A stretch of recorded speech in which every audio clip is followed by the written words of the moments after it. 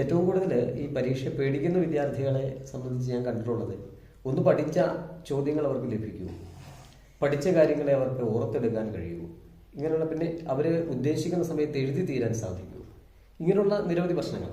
അപ്പോൾ കഴിഞ്ഞ ഒരു വർഷം ഏകദേശം ഒരു 2000-ഓളം കുട്ടികളോട് 10ാം ക്ലാസ്സിൽ SLC എഴുതുന്ന കുട്ടികളോട് നേരിട്ട് സംബന്ധിച്ചു. പക്ഷേ ആ ഒരു മാസം ബാക്കി നിൽക്കുമ്പോൾ പോലും നോക്കിക്കഴിഞ്ഞാൽ അവർ ശരിക്കും പറഞ്ഞാൽ പരീക്ഷ എഴുതാൻ യോഗ്യതയായിട്ടുള്ളൊരു വിദ്യാർത്ഥിയല്ല.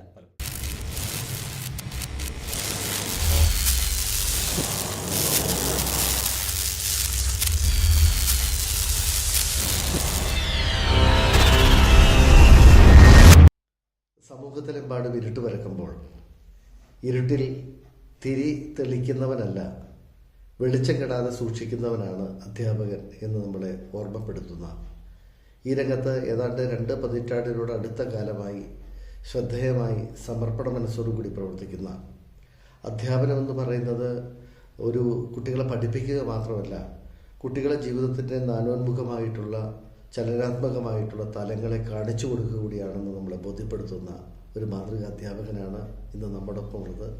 സുജിത് ഏഴാച്ചേരി. സുജിത് സാർ നമസ്കാരം. നമസ്കാരം. അങ്ങയുടെ അരികിലേക്ക് പലതവണ വരുമ്പോഴും കാണുന്നൊരു പ്രത്യേകത, എപ്പോഴും കാര്യക്ഷമമായിട്ടുള്ള ചില പ്രവർത്തനങ്ങൾ, പ്രത്യേകിച്ച് കുട്ടികളോടൊപ്പം നിന്ന് ഞാൻ പറഞ്ഞതുപോലെ തന്നെ അവരോട് പറയുന്നു, ഈ നന്മയുടെ വഴിത്താരയിലൂടെ നിങ്ങൾ മുന്നോട്ട് പോകുമ്പോൾ പ്രതികൂല സാഹചര്യങ്ങൾ ഒരുപാടുണ്ടാകാം, അതിനെ അതിജീവിക്കാനുള്ള ഒരു മനസ്സാന്നിധ്യം ഉണ്ടാകണമെന്ന് അവർ ഓർമ്മപ്പെടുത്തുന്ന ഒരു അധ്യാപകരാണ് തന്നെ. എത്ര നാളായി ഈ രംഗത്തേക്ക് വന്നിട്ട്? 17 വർഷമായി ഇപ്പോൾ അധ്യാപന രംഗത്തേക്ക് കടന്നു വന്നിട്ട്. പരിശീലകൻ എന്നുള്ള നിലയ്ക്ക്? പരിശീലകൻ എന്നുള്ള നിലയ്ക്ക് 15 വർഷമായിട്ട് കുട്ടികളോടൊപ്പം പരിശീലന രംഗത്തുണ്ട്. SPC? അതെ, SPC, NCC, JRC, അതേപോലെ NSS, അങ്ങനെയുള്ള ആ ഒരു കുട്ടികളുടെ പ്രായത്തിലുള്ള കൂട്ടായ്മകളിലൊക്കെ, പിന്നെ അവധിക്കാല ക്യാമ്പുകളിൽ, ഇതിലൊക്കെ കഴിഞ്ഞ 15 വർഷമായിട്ട് കുട്ടികളോടൊപ്പം നിൽക്കാൻ സാധിക്കാറുണ്ട്. ഇപ്പം അങ്ങ് ജോലി ചെയ്യുന്നത് NRCT SLB higher secondary school. ഏത് വിഷയമാണ് പഠിപ്പിക്കുന്നത്? ഹൈസ്കൂളിൽ മലയാളം. ഈ മലയാളം പഠിപ്പിക്കുന്ന അധ്യാപകൻ എന്നുള്ള നിലയ്ക്ക് സാധാരണഗതിയിൽ ഭാഷാ പഠന രീതിയിൽ നിന്ന് അകന്ന മറ്റു കാര്യങ്ങളിലേക്കൊന്നും സാധാരണഗതിയിൽ ഇടപെടാറില്ല. മലയാളം പഠിപ്പിക്കുന്നു അധ്യാപകൻ എന്ന നിലയിൽ. പക്ഷേ ഈ SPC പോലെയുള്ള പ്രവർത്തനങ്ങൾ ഈ ഒരു മലയാള അധ്യാപകന് കൈവരാനുണ്ടായ ഒരു കാര്യമാണ്.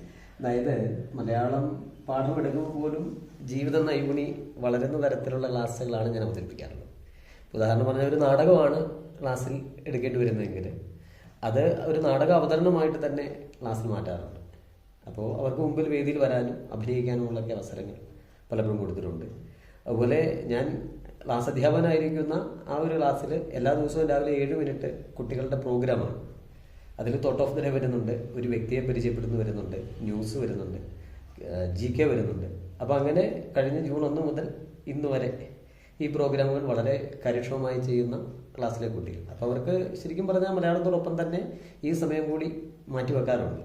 തീർച്ചയായിട്ടും അങ്ങനെ ഒരു കുറച്ച് സമയം മാറ്റിവെക്കുമ്പോൾ അവർക്ക് ഈ പഠന കാര്യത്തിലേക്കുള്ള അവരുടെ ഊർജ്ജസ്വലത വർദ്ധിക്കുകയാണ് ചെയ്യുന്നത്. തീർച്ചയായിട്ടും. കൂടാതെ അവർക്ക് മുമ്പിൽ വരാനുള്ള ആ ഒരു ബുദ്ധിമുട്ട് പലപ്പോഴും ഒഴിവാക്കി പോകുന്നു. കാരണം പലപ്പോഴും ഈ കുട്ടികൾ നേരിടുന്ന ഏറ്റവും വലിയൊരു പ്രശ്നമായിട്ട് ഞാൻ മനസ്സിലാക്കിയിട്ടുള്ളത്, ഒരുപക്ഷെ ഒരു കുട്ടി പഠിക്കുമ്പോൾ നന്നായി എഴുതാൻ പല കുട്ടികൾക്കും കഴിയാറുണ്ട്, പക്ഷെ വായിക്കുന്നതിലാണ് നല്ലൊരു ശതമാനം പിന്നോട്ട് നിൽക്കുന്നത്. മൂന്നാമതായിട്ട് ഒരു പഠിച്ച കാര്യത്തെ ഒരു വേദിയിൽ വന്ന് അവതരിപ്പിക്കാൻ സാധിക്കാതെ വരും.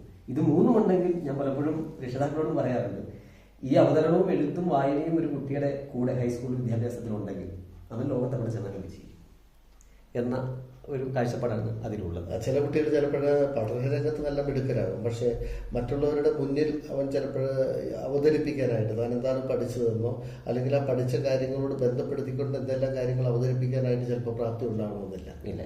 അപ്പോൾ അങ്ങനെ ഒരു പരിശീലകൻ എന്നുള്ള നിലയ്ക്ക് ഇത്തരത്തിലുള്ള കാര്യങ്ങൾ കൂടി ക്ലാസ് മുറിയിലും ക്ലാസ് മുറിക്ക് പുറത്ത് കുട്ടികൾക്ക് പകർന്നു കൊടുത്തുകൊണ്ടിരിക്കുകയാണ്.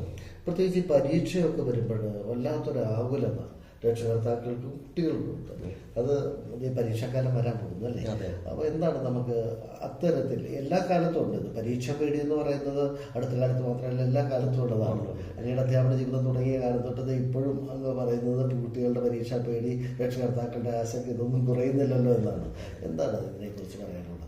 ഏറ്റവും കൂടുതൽ ഈ പരീക്ഷ പേടിക്കുന്ന വിദ്യാർത്ഥികളെ സംബന്ധിച്ച് ഞാൻ കണ്ടിട്ടുള്ളത്, ഒന്ന് പഠിച്ച ചോദ്യങ്ങൾ അവർക്ക് ലഭിക്കൂ, പഠിച്ച കാര്യങ്ങളെ അവർക്ക് ഓർത്തെടുക്കാൻ കഴിയൂ, ഇങ്ങനെയുള്ള പിന്നെ അവർ ഉദ്ദേശിക്കുന്ന സമയത്ത് എഴുതി തീരാൻ സാധിക്കൂ, ഇങ്ങനെയുള്ള നിരവധി പ്രശ്നങ്ങൾ. അപ്പോൾ കഴിഞ്ഞ ഒരു വർഷം ഏകദേശം ഒരു 2000-ഓളം കുട്ടികളോട് 10ാം ക്ലാസ്സിൽ SLC എഴുതുന്ന കുട്ടികളോട് നേരിട്ട് സംബന്ധിച്ചു. പക്ഷേ ആ ഒരു മാസം ബാക്കി നിൽക്കുമ്പോൾ പോലും നോക്കിക്കഴിഞ്ഞാൽ അവർ ശരിക്കും പറഞ്ഞാൽ പരീക്ഷ എഴുതാൻ യോഗ്യതയായിട്ടുള്ളൊരു വിദ്യാർത്ഥിയല്ല പലപ്പോഴും. ആ ഒരു തരത്തിലേക്ക് അവർ ഉയർന്നിട്ടില്ല. അപ്പോൾ ഒരിക്കൽ എൻ്റെ ക്ലാസ്സിൽ പഠിച്ചൊരു കുട്ടിയോട് ഞാൻ ചോദിച്ചു ഈ ഒരു കാര്യം, അതായത് എന്താ A+ലേക്ക് വരാത്തത്? കാരണം പലപ്പോഴും ആ കുട്ടിക്ക് ഓണം പരീക്ഷയ്ക്കും ക്രിസ്മസ് പരീക്ഷയ്ക്കും A ഗ്രേഡ് കിട്ടും, പക്ഷേ A+ലേക്ക് വരത്തില്ല. അപ്പോൾ ആ കുട്ടി ഒരു ദിവസം ചിന്തിച്ചിട്ട് എന്നോട് പറഞ്ഞു, സാറേ എനിക്ക് എഴുതി തീരാൻ സമയം കിട്ടാറില്ല, അതാണ് എൻ്റെ പറയാൻ. അപ്പോൾ തിരിച്ച് ഞാൻ ചോദിച്ചു, ഹൈസ്കൂൾ വിഭാഗത്തിൽ മലയാളത്തിലുള്ള ക്വസ്റ്റ്യൻ 4 മാർക്കിൻ്റെ 6 മാർക്കിൻ്റെ ഉണ്ട്. അതിൽ 4 മാർക്കിൻ്റെ ഒരു ക്വസ്റ്റ്യൻ എഴുതി തീരാൻ ഒരു കുട്ടി മോനെ എത്ര സമയം വേണം? പക്ഷേ ഈ കുട്ടി എന്നോട് തിരിച്ചു ചോദിക്കുകയാണ്, സാറേ എത്ര സമയം വേണം? ഞാൻ പറഞ്ഞു, ഞാനല്ല എഴുതുന്നത്, മോനാണ് എഴുതുന്നത്. അപ്പോൾ ആ കുട്ടിക്ക് അറിയില്ല. പക്ഷേ പിറ്റേ ദിവസം ആ കുട്ടി വീട്ടിൽ ഇരുന്ന് 4 മാർക്കിൻ്റെ ഒരു ഉത്തരം ഭംഗിയായിട്ട് എഴുതി വന്നു, കൃത്യമായ സമയം നോക്കി. ഏകദേശം 12 മിനിറ്റ് എടുത്തു. പക്ഷേ ഒരു മാസം കൊണ്ട് ആ കുട്ടി അത് 9 മിനിറ്റ് ആക്കി എടുത്തു. അത് കഴിഞ്ഞുള്ള പരീക്ഷയ്ക്ക് ഈ പറഞ്ഞ A+ഓട് കൂടിയാണ് ആ കുട്ടി മോഡൽ എക്സാം എഴുതുന്നത്, SLC പരീക്ഷ എഴുതുന്നത്. അപ്പോൾ പലപ്പോഴും ഈ കുട്ടികൾക്കുള്ള ഭയാശങ്ക പലപ്പോഴും അവർ ട്രെയിനിങ് ചെയ്യുന്നതിൻ്റെ ചില പോരായ്മകൾ, അപര്യാപ്തതകൾ കൊണ്ടാണ്. ഇത് മനസ്സിലാക്കി കഴിഞ്ഞാൽ തന്നെ വളരെയധികം മുമ്പോട്ട് വരാൻ കാര്യങ്ങളൊക്കെ പഠിച്ചിട്ടുണ്ട്. പക്ഷെ ഇത് ആവിഷ്കരിക്കുന്ന രീതിക്കുള്ള ഒരു ബുദ്ധിമുട്ട്, അല്ലെങ്കിൽ അതിന് കുറേ സമയം എടുക്കുക. അപ്പോൾ നന്നായിട്ട് പഠിച്ച ചോദ്യങ്ങൾക്കുള്ള ഉത്തരങ്ങളാണെങ്കിൽ പോലും അത് എഴുതാൻ സമയം കിട്ടാതെ വരിക, ഇങ്ങനെയൊക്കെയുള്ള പ്രശ്നങ്ങൾ ഉണ്ടാകുന്നുണ്ടല്ലേ? അപ്പൊ അത് പരിഹരിക്കപ്പെടണം. അതെ അതെ, അത് വരും. ഇപ്പൊ അങ്ങ് ഇത്തരത്തിലുള്ള പരിശീലന പരിപാടികളൊക്കെ എങ്ങനെയാണോ, എവിടെയാണോ നടത്താറ്? കേരളത്തിൽ അങ്ങോളം ഇങ്ങോളം ചെയ്തിട്ടുണ്ട്. തിരുവനന്തപുരം മുതൽ കാസർഗോഡ് വരെയുള്ള ജില്ലകളിൽ പല വർഷങ്ങളായിട്ട് പോയിട്ടുണ്ട്, കുട്ടികളുമായിട്ട് സമ്മാനിച്ചിട്ടുണ്ട്. ഇപ്പോൾ SNV ഹയർ സെക്കൻഡറി സ്കൂളിൽ ഈ പറഞ്ഞ പോലെ നമുക്കറിയാം, ഇടുക്കി ജില്ലയിൽ തന്നെ ശ്രദ്ധേയമായിട്ടുള്ള റിസൾട്ട് ഉണ്ടാകുന്ന ഒരു വിദ്യാലയമാണ്. പാഠ്യരംഗത്ത് മാത്രമല്ല, പാഠ്യേതര പ്രവർത്തനങ്ങളിലും ഒരുപാട് അടയാളപ്പെടുന്നുണ്ട്. പുതിയ സ്പോർട്സ് ഉൾപ്പെടെയുള്ള ഈ SPC പോലെയുള്ള കാര്യങ്ങളിലൊക്കെ ഏർപ്പെടുന്ന ഒരു അധ്യാപകരെ സംബന്ധിച്ചിടത്തോളം കുട്ടികളുടെ സ്വഭാവ രൂപീകരണത്തിന് ഇത്തരം സംഘടനകൾ നന്നായിട്ട് പങ്കുവഹിക്കുന്നതായിട്ട് ശ്രദ്ധയിൽപ്പെട്ടിട്ടുണ്ട് അല്ലേ? അപ്പോൾ എങ്ങനെയാണ് ഇത് തെരഞ്ഞെടുപ്പും കാര്യങ്ങളും ഒക്കെ SPCയിലും അല്ലെങ്കിൽ അങ്ങ് നേതൃത്വം കൊടുത്തിട്ടുള്ള മറ്റ് സംഘടനകളിലും കുട്ടികളെ എങ്ങനെയാണ് തിരഞ്ഞെടുക്കുന്നത്? അതിൽ SPCയിൽ പ്രധാനമായിട്ട് നമുക്ക് ആദ്യം വരുന്നത് ഒരു എഴുത്ത് പരീക്ഷ. ആ എഴുത്ത് പരീക്ഷ GK അടിസ്ഥാനത്തിലാണ്. ഏകദേശം 50 മാർക്കിന്റെ ഒരു ക്വസ്റ്റ്യനാണ് ഉണ്ടാകുക. അതിനുശേഷം ഇന്റർവ്യൂ നടക്കും, അതിന് ഫിസിക്കൽ ടെസ്റ്റ് ഉണ്ട്. അപ്പോൾ ഈ ഒരു മെത്തേഡിലാണ് സാധാരണ കുറേ വർഷങ്ങളായിട്ട് തിരഞ്ഞെടുക്കപ്പെടുന്നത്. അപ്പോൾ ശരിക്കും പറഞ്ഞു കഴിഞ്ഞാൽ നമുക്കറിയാം, പിന്നീടുള്ള ഡിപ്പാർട്ട്മെന്റ് ടെസ്റ്റുകൾ പോലെ തന്നെ ഫിസിക്കൽ ടെസ്റ്റിൽ അതിലെ ചെറിയ രൂപത്തിലുള്ള ആവിഷ്കാരങ്ങളാണ് ഇതിൻ്റെ അകത്തും കടന്നു വരുന്നത്. ആ രീതിയിലാണ് അതിന്റെ തെരഞ്ഞെടുപ്പ് നടക്കുക. പിന്നെ SPCയിലാണെങ്കിലും വരുന്ന കുട്ടികൾ തീർച്ചയായിട്ടും 2 വർഷത്തെ അവരുടെ ട്രെയിനിങ് കൊണ്ട് അവർ വളരെ ഫലപ്രദമായിട്ട്, കാരണം അവർക്ക് തന്നെ പഠിക്കാൻ ഒരു സിലബസ് ഉണ്ട്. ഇൻഡോർ സിലബസ് ഉണ്ട്, അതുപോലെ ഔട്ട്ഡോർ സിലബസ് ഉണ്ട്, സ്റ്റേറ്റിൽ നിന്ന് അതിനുവേണ്ടി തയ്യാറാക്കിയിരിക്കുന്നത്. അപ്പം അതിനടിസ്ഥാനമാക്കി കൃത്യമായി ഓരോ മാസവും വായിക്കേണ്ടുന്ന പുസ്തകങ്ങൾ ആ രീതിയിൽ അത് പ്ലാൻ ചെയ്തിട്ടുണ്ട്. ശരിക്കും പറഞ്ഞാൽ അതിന്റെ പ്രയോക്താവായ വിജയൻ സാർ ശരിക്കും പറഞ്ഞു കഴിഞ്ഞാൽ വളരെ എന്താ പറയുന്നത്, വളരെ ഒരു ദീർഘവീക്ഷണത്തോടെ തുടങ്ങിയ പരിപാടിയാണ്. പലപ്പോഴും SPC ക്യാമ്പുകളിലൊക്കെ ചെല്ലുമ്പോൾ, സ്റ്റേറ്റ് ക്യാമ്പിലൊക്കെ ചെല്ലുമ്പോൾ ഈ വിജയ് സാറിന്റെ ഒരു സാന്നിധ്യം ഉണ്ടാകുമ്പോൾ തന്നെ എല്ലാവരും പറയുന്നത് അങ്ങ് ഇത്രത്തോളം ദീർഘവീക്ഷണത്തോട് കൂടിയിട്ട് ഒരു പുതിയ തലമുറയെ സൃഷ്ടിച്ചെടുക്കാൻ വേണ്ടിയിട്ട് ഇത്രയും കാര്യങ്ങൾ ചെയ്തത്. പ്രത്യേകിച്ച് നമുക്കറിയാം, സ്കൂളിൽ നിന്ന് പുറത്തിറങ്ങുന്ന കുഞ്ഞുങ്ങളെ സംബന്ധിച്ചിടത്തോളം ഒരു SPC കേഡറ്റ് അവിടെ ഉണ്ടെങ്കിൽ തന്നെ ഒരു പോസിറ്റീവ് തീർച്ചയായിട്ടും. അതെ അതെ, അവരെ എല്ലാ കാര്യങ്ങളിലും ഇടപെടാനുള്ള കഴിവ് സ്വാഭാവികം ഉണ്ടായി വരുന്നു. അതാണ് ഏറ്റവും വലിയ കാര്യം. അപ്പോൾ വീണ്ടും നമുക്ക് പരീക്ഷ പേടി കുറയ്ക്കാനുള്ള പല കാര്യങ്ങളും ഇപ്പം അങ്ങ് പറഞ്ഞു കൊടുക്കുന്നുണ്ട്. അതോടൊപ്പം തന്നെ ഇന്നിപ്പോൾ നമുക്കറിയാം, ഈ എഴുത്തും വായനയും അല്ലാതെ പറയുന്നു, പാഠപുസ്തകത്തിനപ്പുറത്തേക്ക് കുട്ടികൾ വായിക്കുന്നില്ല എന്നുള്ളൊരു പ്രശ്നം നിലനിൽക്കുന്നുണ്ട്. അപ്പോൾ നമ്മുടെ സ്കൂളിൽ ലൈബ്രറികളൊന്നും ഇല്ലാത്തത് കൊണ്ടല്ല, പക്ഷെ എന്തുകൊണ്ടാണ് ഈ കുഞ്ഞുങ്ങൾക്ക് വായിക്കാനുള്ളൊരു താല്പര്യം കുറയുന്നത്? സമയത്തിൻ്റെ പ്രശ്നമാണോ? അതിന് സമയത്തിന്റെ പ്രശ്നം ആണോ എന്ന് ചോദിച്ചാൽ വീട്ടുകാരുടെ ഒരു നിതാന്തമായ ശ്രദ്ധ കൂടി അതിൽ പ്രാധാന്യം അർഹിക്കുന്നു.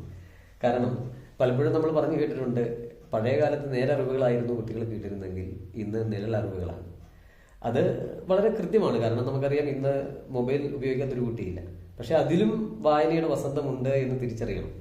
അതേപോലെ തന്നെ ഇപ്പം നമുക്കറിയാം, കുക്കു FM പോലുള്ളത് അല്ലെങ്കിൽ സ്റ്റോറി ടെൽ പോലുള്ളത്, അതൊക്കെ വായിക്കാൻ ആഗ്രഹിക്കുന്ന ഒരു കുട്ടിയെ സംബന്ധിച്ചും വളരെ വിലപ്പെട്ട ഒന്നാണ്. പക്ഷെ ഞാൻ ലൈബ്രറിയിൽ ആയിരുന്ന സമയത്ത് സ്കൂളിൽ നടപ്പാക്കിയ ഒരു പദ്ധതി വിജയിച്ചിട്ടുണ്ട്. കാരണം ഏകദേശം ഒരു 40ഓളം പ്രസിദ്ധീകരണങ്ങൾ, ആനുകാലികങ്ങൾ സ്കൂളിൽ വരുത്തി. അപ്പോൾ അതിൽ ഏറ്റവും കൂടുതൽ വരുത്തുന്നത് ബാലഭൂമി, ബാലരമ, കളിക്കുടുക്ക, മണ്ടൂസ്, ബോമനുമോളി പോലെയുള്ള അമ്പിളിഭവൻ പോലുള്ള പ്രസിദ്ധീകരണങ്ങളായിരുന്നു. അതുകൂടാതെ സ്പോർട്സ് മാസിക, ഫാസ്റ്റ് ട്രാക്ക്. അപ്പോൾ ആ ഒരു സമയത്ത് വൈകുന്നേരങ്ങളിൽ ഈ റീഡിംഗ് റൂമിൽ ഭയങ്കര തിരക്കായിരുന്നു. അപ്പോൾ അത് പ്രത്യേകിച്ച് നമുക്കറിയാം, സ്പോർട്സും ഫാസ്റ്റ് ട്രാക്കും ആൺകുട്ടികളെ വളരെയധികം ആകർഷിക്കുന്നതാണ്. അതേപോലെ പെൺകുട്ടികൾ ഇത്തരത്തിലുള്ള ചെറിയ പുസ്തകങ്ങൾ, പലപ്പോഴും നമ്മുടെ സ്കൂൾ ലൈബ്രറികളിലുള്ള ഒരു അപര്യാപ്തത പലപ്പോഴും തോന്നിയിട്ടുള്ളത്, വലിയ പുസ്തകങ്ങൾ പലപ്പോഴും വായന തേടി വരുന്നില്ല. ഇപ്പം ബഷീറിന്റെ ആണെങ്കിലും അല്ലെങ്കിൽ മറ്റുള്ള എഴുത്തുകാരുടെ ആണെങ്കിലും അതെടുക്കാൻ ഒരു കുട്ടിയില്ല. ഇപ്പോൾ വരുന്ന കുട്ടിയും ചോദിക്കുന്നത് ബാലഭൂമി ഉണ്ടോ, ഡൈജസ്റ്റ് ഉണ്ടോ എന്നൊക്കെ ചോദിച്ചിട്ടാണ്. അപ്പോൾ അവരുടെ നിലവിൽ ആ ഒരു നിലയിലുള്ള പുസ്തകങ്ങളെ കൂടി കുറച്ചുകൂടി ലൈബ്രറിയിൽ കൊണ്ടുവന്നു കഴിഞ്ഞാൽ കുറെ കൂടി ഈ വായനയെ ഒരുപക്ഷെ നമുക്ക് സ്കൂൾ തലത്തിൽ കുറച്ചുകൂടി നന്നാക്കി കൊണ്ടുപോകാനായിട്ട് സാധിക്കും. പിന്നെ ഒരു വീട്ടിൽ ലൈബ്രറി എന്നൊരാശയം പലപ്പോഴും നമ്മുടെ NSS ഒരിക്കലും വെച്ചിരുന്നു. അപ്പോൾ അതൊക്കെ വളരെ ഫലവത്തായ കാര്യം. അപ്പോൾ എല്ലാ രക്ഷിതാക്കളുടെ മീറ്റിങ്ങിലും പലപ്പോഴും പറയാറുണ്ട്, നമ്മുടെ വീട്ടിൽ ഒരു ലൈബ്രറി വേണം. അത് ഒരുപക്ഷെ മറിച്ച് നോക്കുന്ന, അതായത് ശരിക്കും പറഞ്ഞാൽ ഒരു കുടുംബം ഒരുമിച്ചിരുന്ന് വായിക്കണമെന്നൊരു അഭിപ്രായക്കാരനാണ് ഞാൻ. എന്ന് പറഞ്ഞാൽ അച്ഛനും അമ്മയും കുട്ടികളും ഒരുമിച്ചിരുന്ന ഒരു 20 മിനിറ്റ് ആണെങ്കിലും മതി. അപ്പോൾ അത് അവരെ സംബന്ധിച്ചോളം വലിയൊരു ഇൻസ്പിറേഷൻ, കുട്ടികളെ സംബന്ധിച്ച്. കാരണം 20 മിനിറ്റ് ഒരുമിച്ചിരുന്ന് വായിക്കുന്നു, അത് വലിയൊരു ഇൻസ്പിറേഷനാണ്. അപ്പോൾ അങ്ങനെ വായനയിലേക്ക് കൊണ്ടുവരാൻ കൂടുതൽ സാധിക്കുമെന്ന് വിശ്വസിക്കുന്നു. ആ രീതിയിൽ പ്രത്യേകിച്ച് നമുക്കറിയാം, കാർഷിക മേഖല, തോട്ട മേഖല എല്ലാം ഉൾപ്പെടുന്ന പ്രദേശങ്ങളിൽ നിന്നാണ് നമ്മുടെ കുട്ടികൾ സ്കൂളിലേക്ക് എത്തുന്നത്. അവരുടെ കൗമാരകാലം കടന്നവർ പോകുമ്പോഴേക്കും അവർ കുറച്ചും കൂടിയിട്ട് ജീവിതത്തിൽ ഇടപെടാൻ, ഇപ്പം നമ്മൾ പറയുന്നത് പോലെ തന്നെ ആവിഷ്കരിക്കാനായിട്ട്, പ്രകടിപ്പിക്കാനായിട്ടുള്ളൊരു കരുത്ത് കൂടി നേടിക്കൊണ്ടാണ് അവർ പുറത്തേക്ക് ഇറങ്ങുന്നതെങ്കിൽ അവർക്ക് തീർച്ചയായിട്ടും ജീവിത വിജയം ഉണ്ടാകും എന്നുള്ള കാര്യം സംശയമില്ല. ഈ പഠിക്കുന്ന കാര്യത്തിൽ ഒന്നാമത് എത്ര ഒന്നുമില്ലല്ലോ. ഇല്ല ഇല്ല ഇല്ല, അതെ, അങ്ങനെയൊന്നുമില്ല. എങ്കിൽ പോലും അവർക്കൊരു പൊതുലോകത്ത് എന്ത് നടക്കുന്നു എന്ന് കൃത്യമായി തിരിച്ചറിയാൻ കഴിയണം. അതാണ് അതിൻ്റെ അകത്ത് ഏറ്റവും ശരിയായ കാര്യം എന്ന് മനസ്സിലാക്കുന്നത്. പ്രത്യേകിച്ച് SNV NRCT സ്കൂളിനെ കുറിച്ച് പറയുമ്പോൾ വലിയൊരു കൂട്ടായ്മയുണ്ട്, അധ്യാപകരുടെ കൂട്ടായ്മ. പ്രത്യേകിച്ച് ശ്രീനാരായണ ഗുരുദേവൻ എന്ന് പറയുമ്പോൾ ഒരേ സമയം തന്നെ സാമൂഹിക പരിഷ്കർത്താവും അദ്വൈതിയുമായിട്ടുള്ള ഒരു മഹാനാണ്. അദ്ദേഹത്തിൻ്റെ പേരിലൊരു വിദ്യാലയം എന്നുള്ള നിലയ്ക്ക് എത്രത്തോളം സംതൃപ്തിയാണ് ഇവിടെ ജോലി ചെയ്യുമ്പോൾ? 100% സംതൃപ്തിയോടെയാണ് ജോലി ചെയ്യുന്നത്. കാരണം നല്ലൊരു കൂട്ടായ്മയുണ്ട്. പിന്നെ അദ്ദേഹം പറഞ്ഞ പോലെ തന്നെ ആ വിദ്യ പകർന്നു കൊടുക്കുന്ന ഒരു വിദ്യാലയം എന്നുള്ള നിലയിൽ തീർച്ചയായിട്ടും ഇപ്പോൾ തന്നെ 61 വർഷമായി. 61 വർഷം കൊണ്ട് ഈ സമൂഹത്തിൽ ഉന്നത നിലയിലുള്ള വിദ്യാർത്ഥികളെ വാർത്തെടുക്കാൻ തീർച്ചയായിട്ടും വിദ്യാലയത്തിന് സാധിച്ചിട്ടുണ്ട്. പിന്നെ നേരത്തെ സാർ സൂചിപ്പിച്ച പോലെ ദേശീയ തലത്തിൽ, സംസ്ഥാന തലത്തിൽ ഇന്ന് ഉയർന്നു വരുന്ന പല പ്രതിഭകളും തീർച്ചയായും ഈ NRCT സ്കൂളിലെ വിദ്യാലയത്തിലെ വിദ്യാർത്ഥികൾ തന്നെയാണ്. അത് വളരെ ശക്തമായി തന്നെ മുമ്പോട്ട് പോയിക്കൊണ്ടിരിക്കും. അങ്ങയുടെ പേരിനോട് ഏഴാച്ചേരി എന്നുകൂടിയുണ്ട്. അപ്പോൾ ജനനം, ബാല്യകൗമാരങ്ങളിലെ പഠനം ഒക്കെ എങ്ങനെയായിരുന്നു? ഞാൻ ജനിച്ചത് ഏഴാച്ചേരിയിലാണ്. കൂടാതെ ഏഴാച്ചേരി രാമചന്ദ്രനെ ഈ അവസരത്തിൽ ഓർക്കുകയാണ്. കാരണം പലപ്പോഴും ആ ഒരു ഗ്രാമത്തിലെ ലൈബ്രറി തുടങ്ങിയപ്പോൾ ഈ ഏഴാച്ചേരി രാമചന്ദ്രൻ സാറെന്നുണ്ടായിരുന്നു. കൂടാതെ എൻ്റെ മുത്തച്ഛനും മലയാള അധ്യാപകനായിരുന്നു. അപ്പോൾ അദ്ദേഹവുമായിട്ടും ഇടപെട്ടും ഈ ലൈബ്രറിയുടെ നവീകരണങ്ങളിൽ നിന്ന് സജീവമായ പ്രവർത്തനം ഉണ്ടായിരുന്നു. കൂടാതെ എൻ്റെ അച്ഛന്, സ്വന്തം അച്ഛൻ അവിടെ ഒരു ലൈബ്രറി നാട്ടിൽ തുടങ്ങിയതാണ്. അന്ന് ശരിക്കും പറഞ്ഞാൽ PN പണിക്കർ സാറ് അദ്ദേഹമാണെന്ന് ഒരു ലൈബ്രറി ഉദ്ഘാടനം ചെയ്യുന്നത്. അങ്ങനെ ഒരു കുടുംബ പാരമ്പര്യം ശരിക്കും പറഞ്ഞു കഴിഞ്ഞാൽ എൻ്റെ ജീവിതത്തിൽ ഉണ്ടായിട്ടുണ്ട് എന്ന് വിശ്വസിക്കുന്നു. കൂടാതെ ഞങ്ങൾ 3 ആൺമക്കളാണ്. ചേട്ടനുണ്ട്, അനിയനുണ്ട്. അതിൽ ചേട്ടനും ഞാനും അനിയനും 3 പേരും അധ്യാപകരാണ്. കൂടാതെ തന്നെ എൻ്റെ ഭാര്യ അധ്യാപികയാണ്. അപ്പം ഞാനും എൻ്റെ അനിയനും എൻ്റെ വൈഫും മലയാള അധ്യാപകരാണ് എന്നുള്ളൊരു പ്രത്യേകത കൂടിയുണ്ട്. അപ്പോൾ ശരിക്കും പറഞ്ഞു കഴിഞ്ഞാൽ ആ ഒരു ഗ്രാമം, ഏഴാച്ചേരി എന്ന് പറയുന്ന ഗ്രാമത്തെ സംബന്ധിച്ച് പറഞ്ഞാൽ ഇത്തരത്തിൽ വായനയും അറിവും നന്മയും ഒക്കെയുള്ള നല്ലൊരു ഗ്രാമമാണ്. കൂടാതെ പഠിച്ചതും അവിടെ അടുത്ത് ഐങ്കിമ്പ് LP സ്കൂളിലാണ്, ഗവൺമെൻറ് സ്കൂളിലാണ്, ഐങ്കിമ്പ് LP സ്കൂളിൽ. 5 മുതൽ 10 വരെ അവിടെ കടനാട് ഹയർ സെക്കൻഡറി സ്കൂളിൽ പഠിച്ചു. അതിനുശേഷം 5 വർഷം പാലാ സെന്റ് തോമസ് കോളേജിൽ ആണ് പഠിച്ചത്. അതിനുശേഷം B.Ed തൊടുപുഴ B.Ed കോളേജിലായിരുന്നു. PG എടുത്തത് സെന്റ് പീറ്റേഴ്സ് കോളേജ് കോളേജിലായിരുന്നു. അധ്യാപകനാകണമെന്ന് ഉള്ളൊരാഗ്രഹം ചേട്ടൻ അധ്യാപകനായതുകൊണ്ടും ഒക്കെയാണോ? അതിൽ അധ്യാപകനാകണമെന്നൊരു ആഗ്രഹം വന്നത് ശരിക്കും പറഞ്ഞാൽ PGക്ക് പഠിക്കുന്ന അവസരത്തിലാണ്. അതുകൂടാതെ എൻ്റെ അച്ഛനും ഈ പറഞ്ഞ പോലെ തന്നെ അധ്യാപകനാകാൻ അവസരം ഉണ്ടായിരുന്നു. പക്ഷേ അച്ഛന് താല്പര്യമില്ലാത്തത് കൊണ്ട് ബിസിനസ് രംഗത്തേക്ക് പോയാണ്. പക്ഷേ ഒരു മനസ്സിലങ്ങനെ തോന്നി PG പഠിച്ചപ്പോൾ അങ്ങനെ അധ്യാപന രംഗത്തേക്ക് കടന്നു വന്നതാണ്. ഇപ്പൊ NRCTയിൽ ആണ് താമസിക്കുന്നത് അല്ലേ? അതെ. വീട്ടില് ഭാര്യ അധ്യാപികയാണെന്ന് പറഞ്ഞവരുടെ പേര് അശ്വതി മോഹൻ. എവിടുത്തുകാരിയാണ്? കൂട്ടാറുകാരിയാണ്, നെടുങ്കണ്ടപ്പുറ കൂട്ടാറ്. മക്കൾ എത്ര പേര്? മക്കൾ 2 കുഞ്ഞുങ്ങൾ. ഒരാള് 4 വയസ്സായി, ഈശ്വർ S നാരായണൻ. ഇളയാള് പേര് നമ്മുടെ ചെറുശ്ശേരിയുടെ പേരാണ് ഇട്ടിരിക്കുന്ന കൃതിയുടെ, കൃഷ്ണഗാഥ എസ് നാരായണൻ. ഈശ്വർ എസ് നാരായണനും കൃഷ്ണഗാഥ എസ് നാരായണനും. എന്തായാലും വളരെ സവിശേഷമായ പ്രത്യേകതയുള്ള പേരാണ്. ഇപ്പോൾ ഈ ട്രെയിനിങ്ങിനും കുട്ടികളെ പരിശീലനം കൊടുക്കാനൊക്കെ പോകാൻ സമയം കിട്ടാറുണ്ടോ? ലാസ്റ്റ് ടൈം ഒഴിവാക്കി ശനി ഞായർ ദിവസങ്ങളിൽ, പിന്നെ അവധി കാലത്ത് നമ്മൾ ട്രെയിനിങ്ങിന് കൂടുതലായിട്ട് ശ്രദ്ധ ചെലുത്താൻ ശ്രമിക്കാറുണ്ട്. അങ്ങേക്ക് കുറെ അംഗീകാരങ്ങളൊക്കെ കിട്ടിയിട്ടുണ്ടല്ലോ. അതിൽ കൂടുതലും SPCയുമായി ബന്ധപ്പെട്ട് കുറേ പ്രവർത്തനങ്ങളിൽ, അതേപോലെ തന്നെ മറ്റ് ജൂനിയർ റെഡ് ക്രോസുമായി ബന്ധപ്പെട്ട് സബ് ജില്ലാ തലത്തിൽ കുറേയധികം പ്രവർത്തിക്കാൻ കഴിഞ്ഞിട്ടുണ്ട്. അതേപോലെ തന്നെ നാട്ടിൽ നിരവധി വർഷം വിവിധ ക്ലബ്ബുകളുടെ സെക്രട്ടറിയും പ്രസിഡന്റുമായിട്ട് പ്രവർത്തിച്ചിട്ടുണ്ട്. അവിടെ വലിയ കൂട്ടായ്മകൾ പലപ്പോഴും ഇന്നും അത് നമ്മുടെ താഴേക്കിടയിലുള്ള മറ്റ് ആൾക്കാരെ ഏറ്റെടുത്ത് വളരെ സജീവമായിട്ട് പ്രവർത്തിച്ചു കൊണ്ടിരിക്കുന്നു. ആ രീതിയിൽ നല്ല അംഗീകാരങ്ങൾ പലപ്പോഴും സമൂഹത്തിൻ്റെതായിട്ട് കിട്ടിയിട്ടുണ്ട്. അങ്ങ് ക്ലാസ് മുറിയിലോ അല്ലെങ്കിൽ വീട്ടിലോ മാത്രം ഒതുങ്ങിയിരിക്കുന്ന ഒരാൾ കൂടിയല്ല. കാരണം നമ്മുടെ ചുറ്റുവട്ടത്തിലേക്ക് ഒന്ന് ഇറങ്ങുക, അവിടെയുള്ള ആളുകളുമായിട്ട് ഇടപഴകുക, അങ്ങനെയൊക്കെ രാജാക്കാട്ടിൽ വന്നതിന് ശേഷവും ഇവിടെയുള്ള പല പ്രസ്ഥാനങ്ങളൊക്കെ ആയിട്ട് ബന്ധപ്പെട്ട് പ്രവർത്തിക്കാനായിട്ട് കഴിഞ്ഞു അല്ലേ? അതെ. നാട്ടിലേക്ക് എത്തിയതിന് ശേഷവും ഇവിടെയുള്ള സാമൂഹിക സാംസ്കാരിക സംഘടനകളൊക്കെ ആയിട്ട് ബന്ധപ്പെട്ട് പ്രവർത്തിക്കുന്നുണ്ട് അല്ലേ? അതെ അതെ. അതായത് സിറ്റുവേഷനിൽ കുറച്ച് 8 വർഷമായിട്ട് പ്രാദേശിക ന്യൂസ് റീഡറാണ്. പിന്നെ ഇവിടുത്തെ പൊതുവായ കൂട്ടായ്മകളിലൊക്കെ വളരെയധികം അതിൽ ഒരു പങ്കാളിയാവാൻ ശ്രമിച്ചിട്ടുണ്ട്. എന്തൊക്കെയാണ് സുജിത് സാർ എന്ന് ചോദിച്ചാൽ, ഈ സംസാരിച്ചതിനും അപ്പുറത്ത് ഒരുപാട് കാര്യങ്ങളുണ്ടാകും. സമൂഹത്തില് ഒരു അധ്യാപകന്റെ ഉത്തരവാദിത്വം ഇതൊക്കെയാണ് എന്ന് ബോധ്യപ്പെട്ടുകൊണ്ട് ഓരോ ഘട്ടത്തിലും കൂടുതൽ കാര്യക്ഷമമായ പ്രവർത്തനങ്ങളുമായിട്ട് ഈ അധ്യാപകൻ മുന്നോട്ട് പോവുകയാണ്. എന്തായാലും സാംസ്കാരികത്തിൽ പങ്കെടുത്തതിന് ഒരുപാട് നന്ദി.